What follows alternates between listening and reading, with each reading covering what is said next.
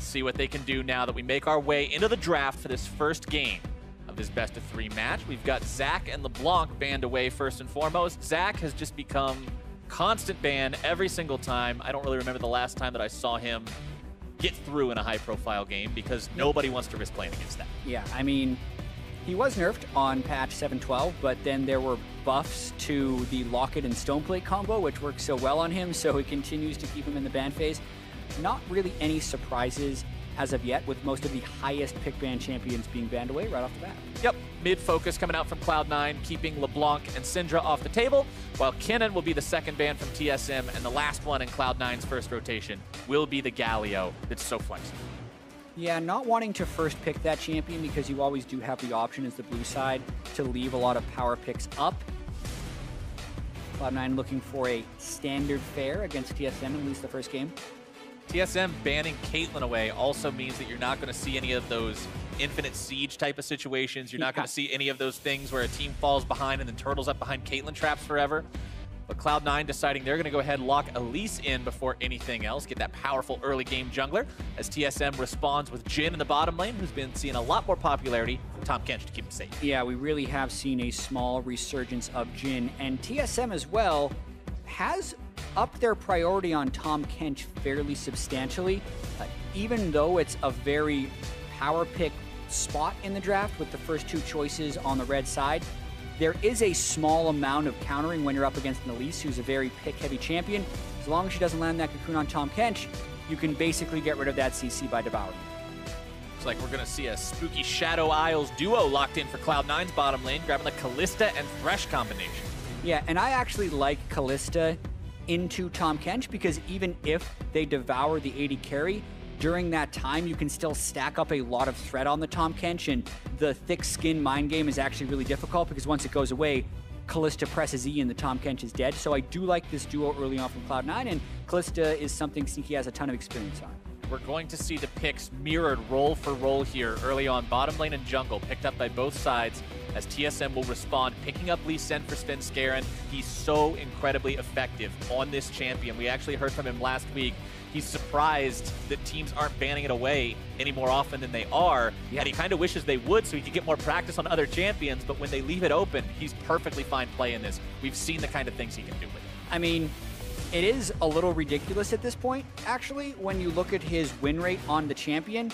He's played it so many times this split, and I believe only lost like one game or something on it. But I can understand why teams wouldn't ban it against him because they think, well, he'll just do the same thing on Elise, or we don't want to deal with the Galio, the Syndra, or the LeBlanc. I mean, in this game, contract says he's going to be able to handle Svenskeren's Lee Sin, but they're banning away 3 mid lane champions against Bjergsen. Now that we've entered into the second part of the bans, we're going to see a little bit of a different focus. Lucian banned away by Team Solo Mid. Lucian's very flexible. You can see him as an AD carry, a top laner, a mid laner, pretty much all over the place. Rumble banned away by Cloud9. Yeah, just for somatic context, 9-1 this year, in this split rather, in games for Svenskeren. So if I was Reaper, I would ban it, but Reaper always mixes up his pick ban, especially in 3-game series. You want to see how he's playing Lee Sin on the day, and then you have chances to adapt down the road. TSM actually going to ban away both of those malleable AD carries that can go into solo lanes and have other roles throughout the game. Lucian and Corki taken off the table by them, while Cloud9 will focus strictly on the top lane, removing Shen and Rumble from them. Yeah, and now you wonder whether or not TSM is blind picking Haunter's top lane or Bjergsen's mid lane. You have to make that choice against Cloud9 when you have these matched pick and bans in the early stages. Jensen's Orianna has been so good this year. Yeah. I'm actually okay with this pick of Orianna first, even though typically you want to counter pick the mid lane, only because they banned away so many mid laners already. Hard to find a very good matchup against Orianna. We always do expect people to go for the counter pick mid lane during the second part of the drafting phase, but it seems like if you don't go for that, Orianna is always the pick that you get first. Yeah. Orianna's just so safe to go as a blind pick. There's not a lot of things that destroy it, but Cloud9 is deciding they're going to take Victor in as that mid lane matchup. Yeah, resurgence of Victor. This is a very classic mid lane matchup, the Orianna versus the Victor. I think typically the Orianna does win this slightly early, but once Victor can get to Hex score, he will be able to shove in at a very appropriate pace. So expect very high CS totals on both of these mid laners. Renekton picked up by Cloud9, a very ferocious top laner. Whatever TSM decides to draft here has to be aware of that classic Renekton Elise combo and dive potential that we see be so devastating in these matches. Yeah, and we get to see Renekton Fiora often because people consider it a skill matchup that can swing wildly in either direction. Most of the time we've seen this matchup in NA, the Renekton has won. So you can see the Fiora Hubbard ends up going with Gnar actually for I think a little bit more flanking potential because I think, or sorry, I meant Kled when he locked that in. They're both crazy little Yordles. It's a fair mistake. Any one of us can make it. Anyway, with the Kled up there, I think that's not necessarily a pick for the lane. It's very much a pick for team fights because I expect Impact to win that lane with Renekton. Definitely going to be interesting to see how the two top laners play out these bruiser, fighter, more carry style of champions as opposed to something that it would be more of a tank. Ever since the advent of the changes to Dorian's shield, we have seen less of the pure tank top lane situation, a lot more of these fighter type champs, and today's game's going to be no different. Yeah, and I really wonder what position these lanes are going to settle on. I do feel like TSM's mid lane should push a little bit, but you always have to be fearful of the map control that Smoothie and Contracts can get with the Elise Thresh combo. The pick potential of those two roaming together is so high, it can create lane pressure for you. Exactly, and let's not underestimate Svenskaren's Lee Sin either. Even if he doesn't have somebody to roam around with him like a Thresh, he's still on this Lee. This is still, like you said, his 9-1 champion. 90% win rate is just bananas. That's crazy to be able to do that in pro play. But he's on it this game, and Cloud9 has their work cut out for them trying to shut that down. Yeah, the second matchup of Cloud9 and TSM so far this split is going to be the last time we get to see them before they may or may not play in playoffs. So the first time they met up, TSM 2-0'd them, Cloud9 wants revenge. And let's talk about whether or not, talking about these teams going to playoffs and the rough starts that they had at the beginning of the split, everybody was a little bit concerned after they both started off with those rough week 1s and week 2s. But now, as we mentioned heading into this, they have been on one hell of an upward trajectory, especially TSM, as the crowd chants wildly for them on a 10-game win streak. This team is on fire. Exactly, and I think a lot of people have been sleeping on TSM early on in the split here because they had that lackluster start, and Doublelift didn't seem to come in and kind of fix all their problems. But they have, as you said, won 10 games in a row, which is a rather impressive streak. Going to be hard for them to maintain it this week, though, as the schedule gets so much tougher. Cloud9 now, Immortals tomorrow. There actually is a discussion that some people are having. Immortals #1 in the standings at this point in time.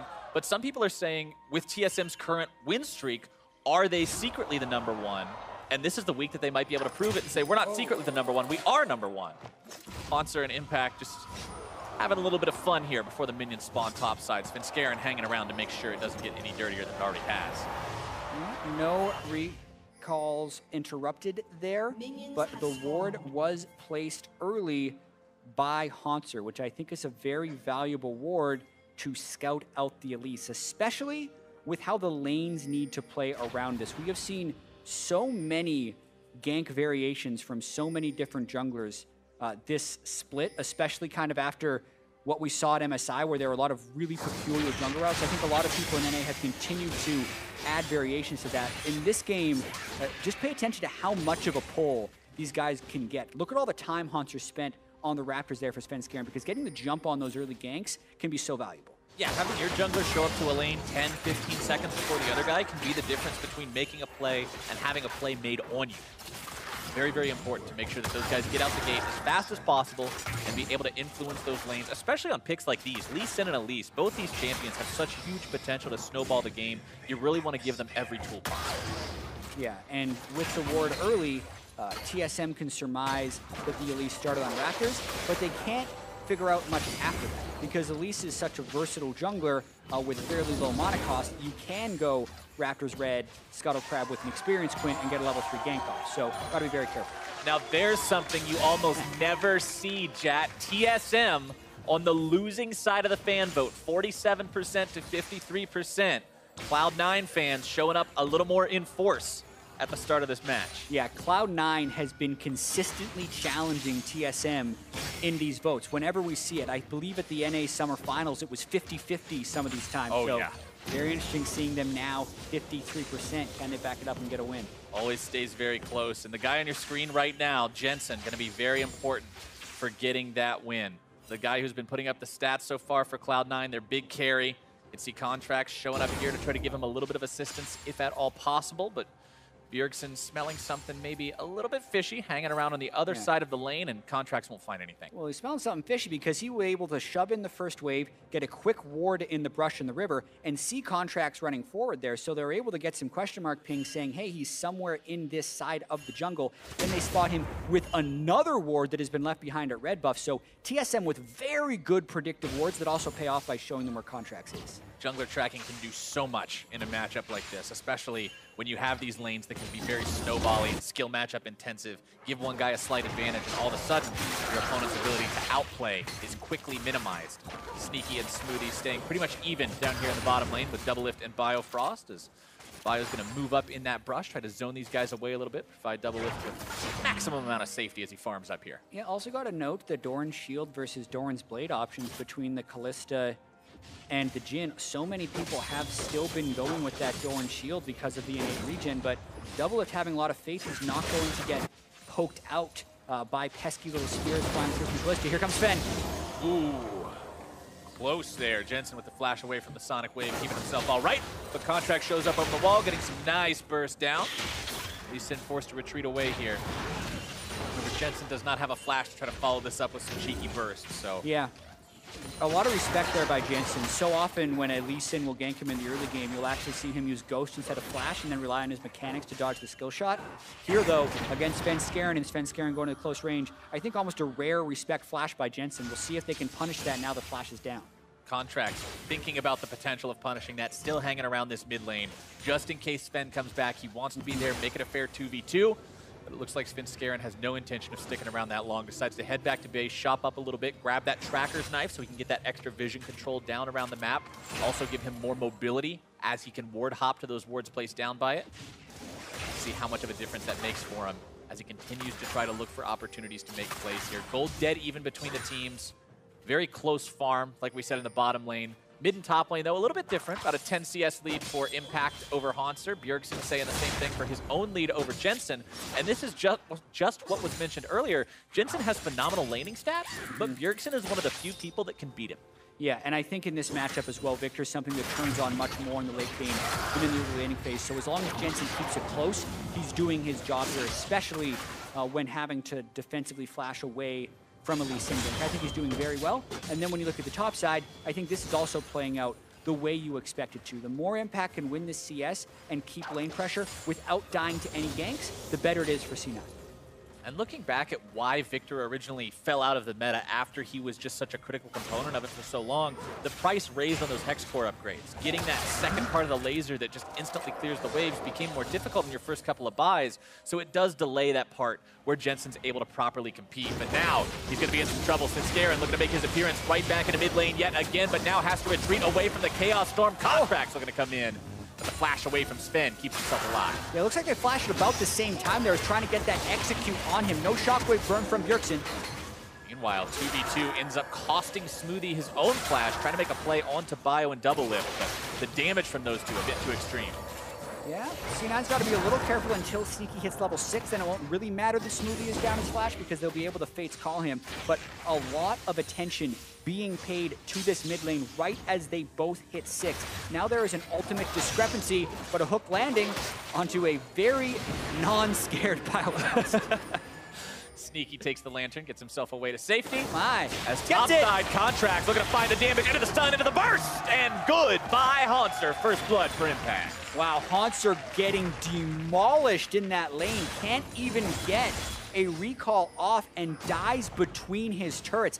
This is the Elise Renekton combo that I think is so prevalent lately because of how effortlessly they can chain the CC together. Whether it's the Renekton W or the Elise Cocoon, it's a kill if you're landing one of them first and they convert it there on top. You saw exactly how it worked, and that was with Impact not even having shop yet. He got that kill with a Dorian shield in his inventory and nothing else.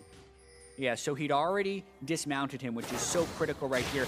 And the minion aggroes towards Contracts, which allows him to find the angle for the Cocoon. I think Hanser thought the minions would block, so therefore he didn't flash. But the melee minions are the ones in front. They will run towards the closest target, and that's great understanding by Contracts. Exactly. Needed to pull that minion the same exact way you saw him do it right there in order to make that play successful, and that's why Contracts is one of the best, getting himself and his top laner on the board here early. Still, though, despite the first blood with assist money going towards Cloud9, the gold is dead even. TSM is not allowing themselves to fall behind thanks to that. And now they're looking for Earthquake. Yeah, well, I think the pressure of having Shockwave up over Chaos Storm for a while did give Bjergsen a bit of a lead in that mid lane. But then also, the Flash, the Fire Frost, and Doublet were able to force created advantages in both of those lanes, and they're trying to convert that with a Mountain Drake right here. Considering going in on Smooth, they're going to go. They are going to be looking for this one, seeing if they can find the kill, and they will. TSM equalizes this game 1-1, and now they'll find that objective as their reward. And Svenskeren doesn't make that play on any other jungler in the game. That is something that is absolute comfort, and it's going to be a punished attempt here by Contract. Svenskeren's racing up there. Hanser has to leave the turret. Hanser very respectful of the damage and stun potential that could be coming out from these two. He remembers what happened at the previous attempt at making his way back towards this tier 1. Now the rest of the team on their way. Contract's going to be bear trap on a rope as Svenskeren closes in, and that is going to be one squish spider. Hanser grabbing the kill and getting himself back in the game. Boy, that was almost too easy for TSM. They don't even lose damage on the mid lane turret. A definite overstay there by Contracts, clearing out that control ward. Allows Svenskeren and Bjergsen to casually roam up and secure a kill. They don't burn a single summoner spell and just the Kled ultimate to get him down. Contracts had no flash and really no business sticking around there after initially pushing Hanser off the turret. Impact popping the ulti up here in this 1v1 against Hanser, trying to see if he can take him down solo. Hanser does have a red buff, but now dismounted. He's really got no choice to be able to win the fight. Impact waiting for those cooldowns to come back up. Not really too concerned about it right now, but he knows Svenskeren's likely coming up here. Doesn't want to bite off more than he can chew, give up a free kill.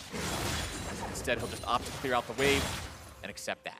Yeah, Impact would have continued that fight if Hanser didn't have the Lee Sin backing him up in the jungle, because Impact would have been in the position to win that trade.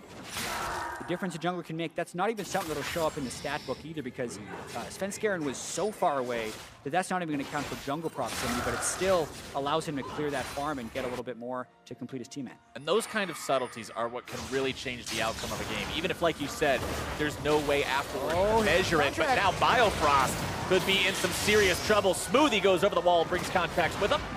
And that is another kill going away at Cloud9. Such a nice CC chain there. Cocoon into Gravity Field. And then Thresh would have been on the way, but... Uh-oh! Counter. Jensen might find himself solo killed by Bjergsen here. Drops down the Gravity Well, but it will not do the trick. Bjergsen will find himself the solo. Ooh, just a little bit of sloppiness there from Jensen. They didn't have ward control, and Bjergsen went miss from the mid lane. It's just a very classic mid lane play. Whenever someone roams, if he's not matching the roam, watch out when you're coming back to lane. Didn't want to lose time, and now they're going to continue on a Contract. Oh, Contract's taking a lot of damage from that initial burst. Svenskeren looking to finish him off before safety arrives.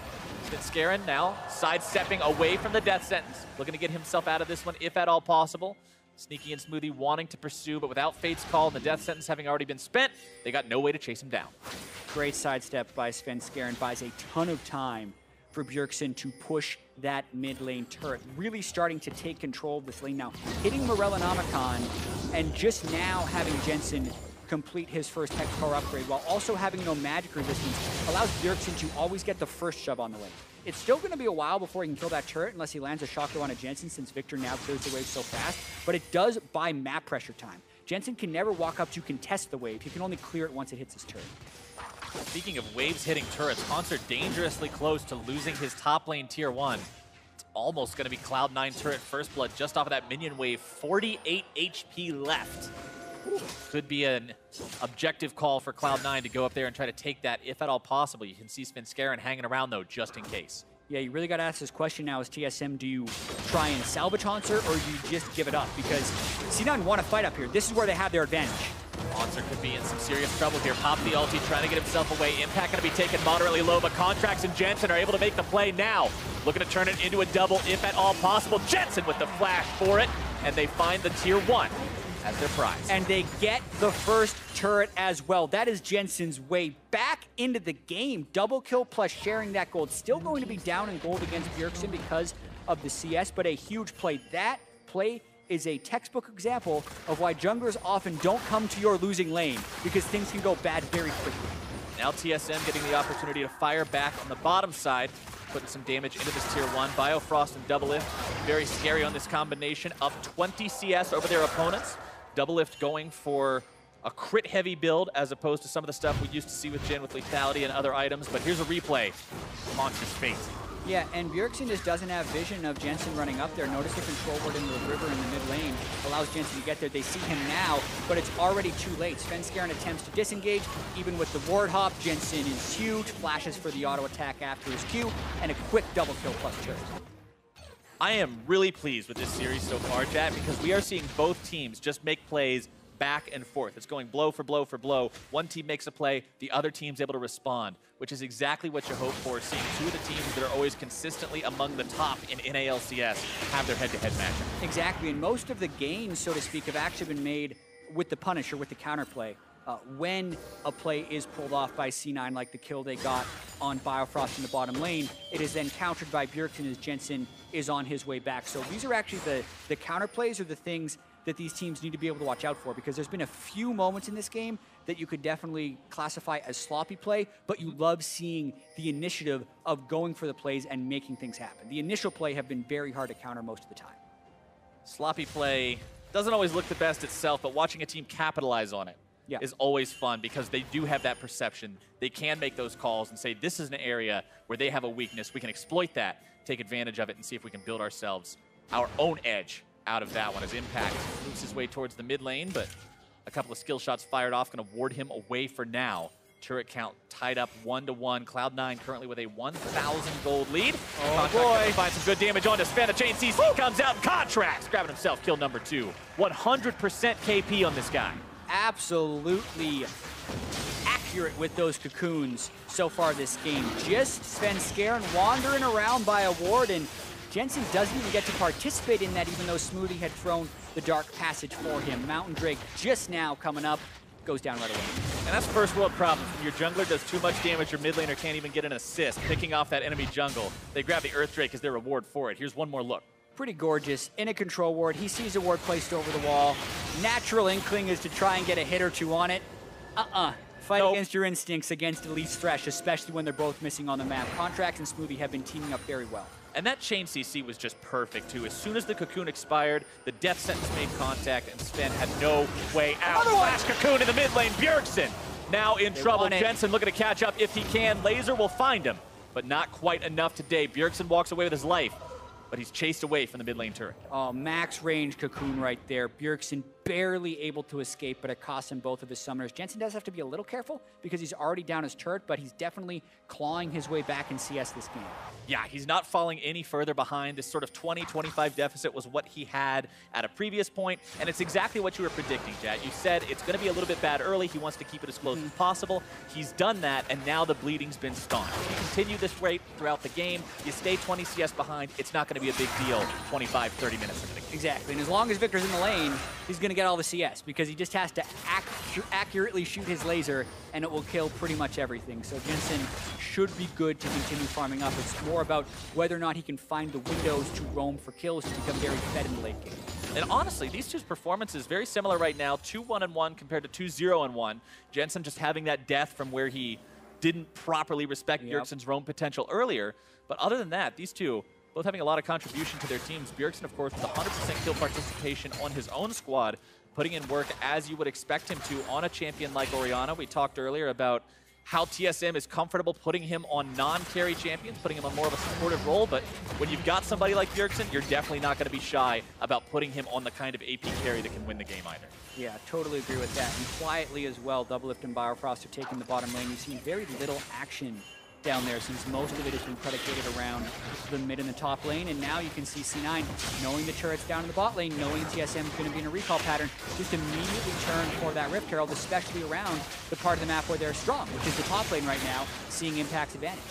And they got 3 different people up here. Rift Herald is quite a quick take. We'll grab that one, no problem whatsoever, no contest. Contracts picking up the eye. and we'll have to see how successfully these guys can use it. Rift Herald's one of those interesting objectives because it's a two-part objective. First, you've got to make sure you can secure it safely, and then you've got to use it properly to actually get the reward afterwards. Rift Herald himself only gives, what, 25 gold? Yeah, only 25 gold. On the next patch, it will be 100. Saving Smoothie from the Shockwave. And that is the power of Callista Thresh. It's so hard to catch either one of them out. Callista will Fate's Call Thresh, Thresh will Dark Passage Callista. It makes everything very complicated. Yeah, but even just that Shockwave diminishes C9's ability to use the Rift Herald properly in the mid lane. It's going to be really difficult for them with the way they have the soul lane position. Haunter! Oh, nice job from Impact, flashing in front to stop the charge from getting Haunter away. Now more help coming in from Contract, still looking to burn him down if they can. Flash out from Haunter to stay alive. So flash for flash and ult for ult. Not much actually gained by C9 at the end of that one. And the CS actually getting pretty close. Meanwhile, knowing Lee Sin is up there and Lee Sin is down here, here comes the push. TSM going for the tier 2. They might not have a Rift Herald, but they don't even think they need one. But Rift Herald's going to be going top lane. This is actually really clever by Cloud9. They should be able to at least match this, knowing there is a flashless play. They'll grab that one nice and easy. Rift Herald just does so much damage to that initial headbutt unless her health is diminished first. Normally takes off about 45–50% of a turret's HP, and there's not a lot you can do to defend when you're already behind like that. Monster really suffering this game. 150 CS to 193. 1 and 2 compared to 1-0 and 2. Impact doing exactly what we were looking at him to do this game. Control early, keep the advantage, keep Haunter off the wave. Yeah, and this is one of the best performances we've seen from Impact in the first 20 minutes this year. He's actually been getting smashed in a lot of lanes and dying a lot, but little jungle attention shown there. Also had a favorable matchup and was able to play it positively. The problem now for Cloud9 is actually the opposite of what their problem has been most of the year. It's Impact is the only one winning, and how do they actually advance the rest of the map rather than the rest of the map is winning and the top lane losing and holding them back. Very hard to make plays in the middle and bottom side of the map when they have lost both of those lanes. TSM now moving around the river, seeing if they can push themselves into enemy territory, maybe set down a couple of wards. Control ward placed down by Cloud9, though, will pick up on that vision, clear some of it away. Sven and Bio still hanging around, seeing if maybe they can make a pick here as Doublelift's been rotated towards the top side to push into that remaining tier 1. Yeah, this is where the game really gets interesting because the points of strength are shifting, and Cloud9 need to match this, preferably with the Renekton. And you can see the total gold total is very close. Total gold total. Everyone has rank 2 ultimates, and I think Cloud9 should want to fight if they can get a play. Well, they're getting the cocoon. Impact wanting to go in, doesn't quite go just yet. The ball thrown out keeps them zoned away. The threat of that alone from Bjergsen is enough to cancel the initiation. Yeah, I mean, right now, TSM is getting to 4-1 with a losing top laner, so they're just going to try and keep C9 occupied up here in a 5v4. And C9, if they don't get anything out, this is actually giving gold over to TSM since there's a lane they're not farming. Monster hanging around bottom side, trying to shove that out, collect any farm he can. He had a 40 CS deficit earlier, has shrunk that down to 20 now. Yep. Exactly the cost of what you just mentioned. Not farming that side lane, allowing Haunter to do it without any pressure. Means he'll get a chance to catch up a little bit here. Third Mountain Drake of the game is spawning right now. Both teams currently having one. Whoever can find this one is going to have twice the objective pressure as this game goes on. Cloud9 is a little bit slower on the rotation, but they're all together. And they're checking into the spot of the map where they don't have ward control, so this is actually very difficult for them to do as they try and brute force their way through the control wards and avoid getting picked off, but they've made it to the Drake. We could see a fight here. TSM has the Drake down, almost dead, still looking to secure it. They've got it thanks to Spin. Now, what's going to happen in the fight? Cloud9 looking to go, Sneaky taken low. Chaos Storm onto the entirety of the backline of TSM as Curtain Call opens up. Sneaky's on the way for the damage, more shots going to be flying, but he's not dead quite yet. And everyone disengages. Man, mid lane showdown right there. Bjergsen landed a big shockwave on his Sneaky and Contracts, and then Jensen did work with his Chaos Storm and Death Ray, nearly killing Doublelift during his Curtain Call. C9 don't get the Drake, but they do get the mid lane. C9 will at least go objective for objective in that one. They lose out on the Mountain Drake, but they get the tier 1. Ties that turret count up 3-3. Puts them back up at about a 1,000 gold lead, but now they've got to keep it in their minds that TSM's going to have that much more Baron clearing power as we get further into the game, further into the point where the Baron dance becomes a focus. Yeah, and this is the hype game we were waiting for, Captain Flowers. This is going to be interesting, though. It looks like Haunter got spotted right there. Don't know if C9 can make it in time. Impact should start teleporting in on that ward now. This is exactly what we were talking about. Double Mountain Drakes means early Baron for TSM. Teleport canceled by Impact, and Cloud9 yields a massive objective only 22 minutes in. You have to be able to understand the power of these Drakes, because when you look at TSM's team composition, it doesn't look like they actually have that much Baron threat. There's no Callista, there's not a Cassiopeia or a Malzahar, or one of those things that shreds. But the Double Mountain Drake does. The 20% extra true damage you get to do those objectives means the 22-minute Baron is paper, and they just kind of sneak in through the back. As soon as there was an inkling that something should have been happening there, Impact should have teleported in, because TSM, there's no way they have total knowledge, and the teleport would have most likely scared them off there, but they make the smart call and they get rewarded. And now they're set up in an absolutely beautiful spot. 5 members with Baron buff. You've got Double Lift and Biofrost pushing down the top side. Sven and Bjergsen making their way towards that spot as well, looking to push this as 4, while Hanser will go either mid or bottom to start up that traditional 4-1 Baron split. Even though he's not incredibly strong on his own, he's practically caught up to Impact in terms of functioning items. Tabby, Cleaver, and Titanic Hydra completed for both. An extra Null Magic Mantle on Impact, but that does nothing in the 1v1. Totally agree. If Hanser can keep Impact occupied, or if he just teleports to a team fight, because they know that Impact's teleport is down after that Baron sneak, so they gain more out of just the Baron from that engagement. They also gain teleport damage. TSM will take the final Cloud9 Tier 1 off the map, bringing their turret advantage up to 1 over their opponents, 4-3 in that count. 1,500 gold lead now over Cloud9 as they push further down the mid lane, looking to grab some Tier 2s. When you still have anything out of the base standing and you've got Baron buff, you want to try to push those objectives, collect some of that standing money that's hard for your opponents to defend. Yeah, but even with Baron, it's hard to push down Victor. And Very he's true. just scaling up and up and up in this game, so you can see no damage really done to any remaining turrets by TSM with this Baron buff. TSM rotating around the enemy jungle, seeing if maybe they can find anything. Biofrost looking to sweep away some vision, make Cloud9 as blind as possible, make them scared and have to guess what they're walking into and whether or not it's dangerous, and it does get TSM a Tier 2. Yeah, impressive doing this with only 1 sweeper as well, since Sven Skaren has held onto his warding totem for more mobility on Lee Sin, mainly just rotating back and forth with raw power, but you gotta watch out. Oh, that's gonna be trouble. Biofrost trying to save him instead, flashes forward and doesn't get a whole lot out of it. Getting himself away from that one, but that's the flash of your support and the life of your jungler for nothing. Cloud9 with a nice pick. Season with sweeper. Oh, and he gets double lift as the other TP completes away. Double lift now in a massive amount of trouble. Cloud9. And this is contracts, man. Cocoon onto Biofrost, one-shotting him, then not even having a ward, but getting the vision with the sweeper through the wall, seeing the red outline, and throwing a Cocoon to interrupt the recall right there. Such a clutch kill to really just shut down this Baron play, and a shockwave that comes early from Bjergsen. A little bit mistimed on that shockwave, but monster performance from Contracts this game. Honestly, the guy's been all over the map, still part of every single kill that Cloud9 has to their name, more than pulling his weight this time.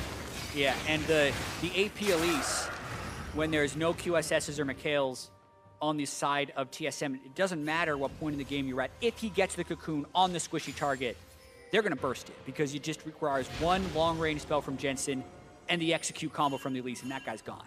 I mean, you saw just the basic Elise combo take off 75% of double his health. Now, Hanser and Sven Skaren looking to find Jensen, if at all possible. There comes your kick. We're going to finish him off with the damage. The shutdown over Sven. The return kill from Contracts as the fight continues. Impact here in the middle. Biofrost going to be forced to pop the thick skin, but it's Sneaky who's dead next. Bio still keeping himself alive as Contracts is shut down. A nice deadly flourish looking to come through onto Impact, but no lockdown from that one. And 3-for-1 TSM. Yeah, in case you forgot, Bjergsen's fed this game, because it looked like that fight was going to turn around, as Jensen did get a lot of damage off and Sneaky started dancing around. But as the short range AD carry, as soon as Bjergsen entered that fight, he deleted Sneaky, who was yet to build a magic position. So now TSM get their push. TSM grabbing that final Tier 2 from Cloud9. There are still 10-second death timers on the 3 members who died, which means TSM going to be pushing into the enemy base.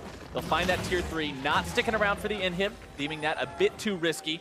Their Baron power play only yielding 1,200 gold, which is less than Baron itself is worth, but here's what happened with this catch. Yeah, they see an opportunity to get Jensen with Renekton in the bottom lane and Thresh in base, so they just go straight on Jensen. He doesn't have his ultimate yet, so getting him out early is huge, and Sneaky didn't have too many options, especially after he was eaten. And watch this combo. They spit him out into immediate burst.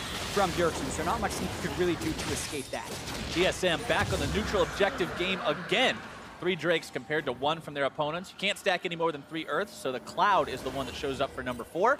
Final Drake of the game, aside from Elders, of course, is going to be Ocean, spawning about 6 minutes from now near the 34-minute mark. But TSM currently enjoying a 3,000 gold lead. That'll shrink up a little bit as Impact finds his tier 1. Yeah, really wondering if TSM or C9 are going to continue to look for fights, knowing the game is still close and it's in a pretty volatile point. One wrong step means a lot when there's multiple Mountain Drakes down on the map, because it's that much easier to end the game off a push when the turrets fall that much faster. Both teams have plenty of tools for picks. I do want to comment a little bit on Doublelift's Jhin build. He's actually gone with the Shiv rapid fire cannon build that you see pretty much out of Caitlyn's, but Jhin a much different type of champion. This is a very move speed heavy Jhin build. Essentially, when you crit a normal attack on Jhin, you still get that bonus move speed to walk in between auto attacks. So it's not actually the highest DPS build, so to speak, since he doesn't actually get attack speed to fire through his shots faster, but still a lot more mobility when he does get the crits. Will allow him to navigate through those team fights, get the damage onto the targets he needs, which when you're up against somebody like Sneaky who has so much inbuilt mobility being Kalista, that can be the difference between catching him with that last critical auto attack. Yeah, and it also means your first shot on him is going to hit so much harder. You get the range from the rapid fire cannon, the burst from the static shiv. It can also crit, and that allows you to just keep pace in a situation where you can be a short range carry. Not if Jensen isn't dealt with, because Jensen will just one-shot Doublelift as he walks close. And you know what, chat? I want to harken back to something that you said in Champion Select after the first couple of picks were locked in. We were talking about the Svenskeren, Lee Sin, the crazy win rate, how Contracts can deal with it, but now Smoothie potentially going to be caught out here. Curtain Call opening up. Fade's Call looking to save Smoothie if at all possible. More shots coming through. Smoothie going to be hit with those, but it's Haunter who's a little bit too far up as he's barely going to be kept alive. Sneaky taken low. Cloud9 keeps themselves safe, and Haunter barely hobbling away from that. That is a very unhealthy Kled walking away from that fight. And we can see how the game is still very close there. Doublelift not in the fight there, opening up with his ultimate, so unable to use any movement speed he would have to chase down. TSM have the Baron control, though. Ooh, Contracts just got close enough to fire off that little baby spiderling to check, and it's a good thing he sent that one in instead of himself.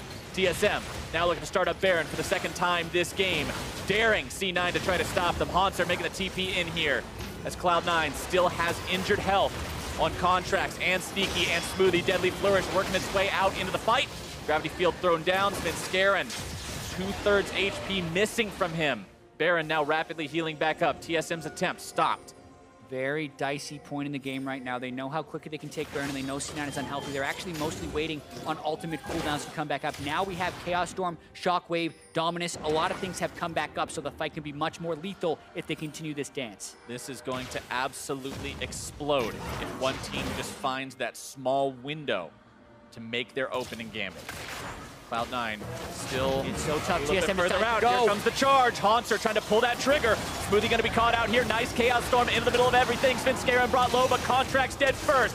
Bio looking to be taken down before he can fix skin, but he gets it out, and a big shockwave comes through and takes down Smoothie. Now Sneaky so low, he's almost going to be going too, but Impact is dead first. Jensen and Sneaky in full retreat. The curtain call opens up, and execution is coming from downtown. A double kill for Haunter, and TSM takes the clean ace. And this could actually be the game. Look at Biofrost shooting to the bottom side. They have a minion wave. They have the double Mountain Drakes. They could push to end. This is the power of one well-executed team fight, Jat. TSM goes from a clean game where anything could happen to a game where now they're pushing onto the Nexus turrets. Number 1 is down. Number 2 is dropping. Smoothie trying to stop these guys if he can. Contracts coming back, looking to find some sort of damage. The minion wave not where it needs to be. TSM wanting to finish this one off. Contracts able to get in there, grab a kill on the Svenskeren, but another good shockwave. Cloud9 loses 2 more members, and TSM will take game 1. TSM now move their game win streak to 11. And so many good shockwaves from Bjergsen during that game. The showdown between Jensen and Bjergsen. He gets the first pick of the 2. Jensen does not have a counter for that Orianna.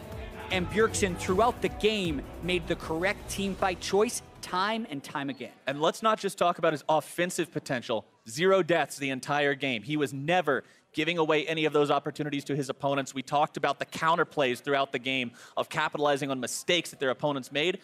Bjergsen was never the one making those. Yeah, only deathless player on the map. And it's not for lack of trying, because C9 threw multiple ganks towards that mid lane, and Contracts was on fire in that game. Vision control between Elise and Thresh, so many tools that can pick people off. Still a great game, but I think because of the multitude of Mountain Drakes we saw, it had a fairly quick conclusion after that big fight. Well, give us their thoughts on that game number 1, let's go ahead and check in with our analysts, see what they have to say.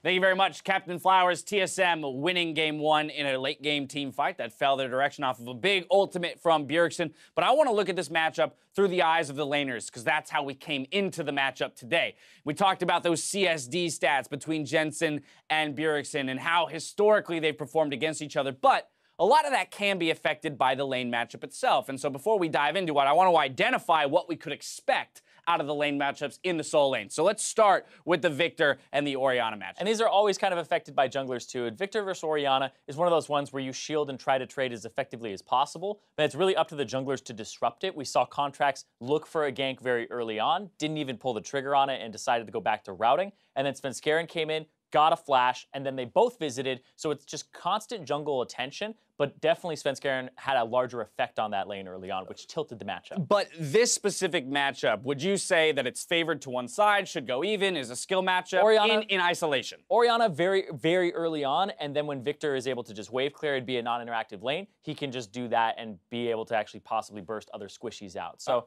overall, it's Orianna early, but I don't think it's anything that's like, oh, it's a counter pick, oh, it's anything like that. Still largely even. How about in the top lane, Renekton versus Kled? Jat had mentioned that he expects Renekton to win out early. Oh yeah, once again, like, Kled loses a lot of power when you're able to dismount him and you have those short trades. And Renekton has such short cooldowns that you get Kled to like half HP, and you're like, all right, next time I fight him, I'll dismount him. His power goes very far down. I'll wait 5-10 seconds until my cooldowns are back, and you go back in. And you keep him under turret the whole time, where Kled does lack the wave clear. So there you see it there. We've got the CSD as well as gold differential. I actually believe that what you're seeing on that graphic is incorrect for impact. Those are the Bjergsen CSDs and gold differentials, 29 and 566. Impact actually had 35 up CS, as well as 1,000 gold differential at 15. Yep. But anyway, we kind of wanted to show you guys the discrepancies in the lanes, where TSM is finding their advantage in the mid lane, Cloud9 is finding their advantage in the top lane, which is kind of atypical for them, at least in this summer split, revolving mostly around Jensen in finding their success. Yeah, you saw the Contracts tried to help Jensen out and then had to reverse some pressure. But I do think it's very, very, very important that you look at where the junglers went, because Svenskeren kept going mid, and then Contracts went mid and said, okay, let's go top, because the Elise Renekton combo is just very potent at diving and shoving waves in, especially against Kled. So I feel like it was jungle attention that really upset those matchups and made them kind of hyperbolic, where normally you would see small advantages that don't get pressured that much, but it was because the junglers are there. And that's where the mind game of jungling kind of takes effect, right? This is game 1. We'll see if the junglers make the same choices. Does he get Lee Sin again? Yeah, first of all, stop giving Svenskeren Lee Sin. He moves to 10-1 with this victory. Absolutely absurd performances. We saw that red jungle, over the wall kick. Again, Jat mentioned that's a play he's only comfortable making on a champion like that. Let's put him onto something else and see how he reacts. But either way, the junglers intelligently moving to the lanes in which they had advantages, and that's, I think, why the game was so even for so long, and eventually we got to this point where the game hinged on, a single play. Let's talk about one more play before we get there, though. Jensen roaming to the top, knowing that he's not going to find his advantages in the mid lane, chooses to abuse the top lane. 2 kills up here, plus first turret. Yeah, play to your winning lane. I love how Jat talked about this on the broadcast when it happened, was Svenskeren shows up to help his losing lane, which sometimes can work out in your favor, but I think it's too high of a variance play. You'll lose the 2-on-2, even if it's just Elise there, and then if you have that 3-on-2, the numbers advantage is just overwhelming. So do not play to your losing lane, play to your winning lane, because you win the 2-on-2s. All right, but it was pick after pick after pick, because both teams were very well equipped to do so, until ultimately we landed that 30-minute last team fight, 5-on-5, where Bjergsen lands an unstoppable ultimate here. Sneaky just getting a little bit out of position right next to the ball. We'll see as the play develops. Yeah, they both have pick compositions that can start fights in the blink of an eye, but this shockwave was key, because right there, Sneaky jumps forward, and then there's a shockwave onto 3 there, and they just get completely obliterated as they were kind of routing TSM at that point. But it's the critical shockwave chasing an Orianna through a choke point is something that, you know, it's probably up there in that, like, rules of League of Legends. 1, don't chase Singe. 2, definitely don't chase Singe. 3, dodge the bullets. And 4, I love it. avoid choke points for the Orianna on the enemy team. But what I really liked about the C9 comp and the TSM comp here is that it's picks back and forth, but it's whoever got more out of those picks, right? It's if you got a turret versus if you got Baron, who has to reset the map now? And I think that that was what we saw from TSM, was the understanding of we can start these fights at any time. Fights will happen with this composition, but it's when you take those fights and what you get. And you see it there on the gold graph. Every single spike, whether it be, you know, those beginning blue spikes up, is C9 getting a pick and then making something big off of it in terms of advantage. But then it swings back to TSM after they make picks and take turrets themselves. And you've got that back and forth, which is indicative of C9 TSM matchups. They're always very back and forth and very exciting. So now I want to turn our attention here to game 2 as Bjergsen picks up player of the game for his performance on Orianna 5-0-7. Sure, he played fantastically, but it didn't feel like this was necessarily a win that came from any one specific player. Again, you know, they had individual winning lanes on both sides, and then it was about who played their advantages more smartly. Yeah, and I think the people that were in disadvantages and what they did with it. Because you saw Jensen at disadvantage, loses his turret early. All right, I guess I got to roam or find a window of pressure where Bjergsen can't see where I'm going, and they help him out with wards. Whereas Hauntzer loses a whole bunch, gets killed early, gets killed again, gets Svenskeren killed, loses his turret, and then Hauntzer later on in the game, after picking up some side lane farm, knows when to pull the trigger on the ultimate with Kled to start these fights. Because these fights, even at the highest level, with those ultimates become unavoidable, and they know how to execute on them. Absolutely. I just learned, so one last thing. Ray will be subbing in for Impact here in Game 2, so we're returning to that roster. Of course, Ray did get to play against TSM earlier in the split, as we mentioned. What are your thoughts on how this changes the top lane? Because Impact was doing just fine up there, at least in the early stages of the game. That's, in my memory, the best performance that Impact has had so far this split in terms of CS. They were able to play towards him, just wasn't able to convert an advantage completely. But if the key to beating TSM might be through the top lane right now because of what you just saw, then maybe you sub in Ray, you have the chance to play a Fiora, maybe a Renekton that, you know, he knows how to split push a little bit better in those situations. So it's one of those things where I never understand what Reaper is thinking in those moments. Maybe it's a red side thing, maybe it's a blue side thing. But I definitely think that Ray played better against Hauntzer in spring. But right now, I feel like Impact definitely had one of the best games he's had so far. Either way, we're getting a different look from C9 here in Game 2. We're going to step away for a quick break. When we come back, it's Game 2 between Cloud9 and TSM. Don't go anywhere.